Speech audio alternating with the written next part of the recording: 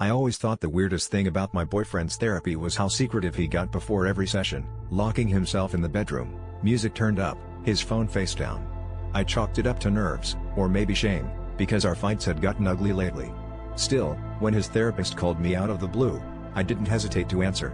She said she needed my help, that he'd been struggling with his mental health and she wanted to loop me in for emotional support. Her voice was warm, a little too familiar, almost like someone who already knew way too much about my life. The call started normal enough. She asked how he'd been acting, if I'd noticed any changes, and I found myself spilling details I'd barely admitted to myself: his absences late at night, the sudden showers after coming home, the new cologne. She listened, humming sympathetically, and then she started reminiscing about a jazz bar in our city. My stomach dropped. That was our spot. Nobody else knew about it. I tried to brush it off, but then she slipped and said, "He always orders the rye old-fashioned, right? The exact drink he only gets when he's with me." I froze.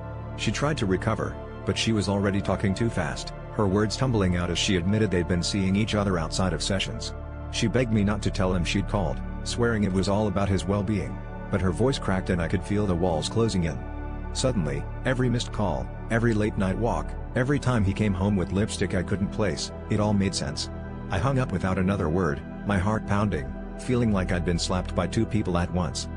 I wanted to confront him, to scream, to make them both feel the betrayal gnawing at my insides, but I just sat on the floor, staring at the phone. The worst part wasn't even the cheating or the lying, it was how much I had wanted to believe he was just broken, that I could fix him if I tried hard enough. All along, I'd ignored the truth because it was easier than facing my own fear of being alone. In the end, it wasn't only him I didn't trust anymore, it was myself.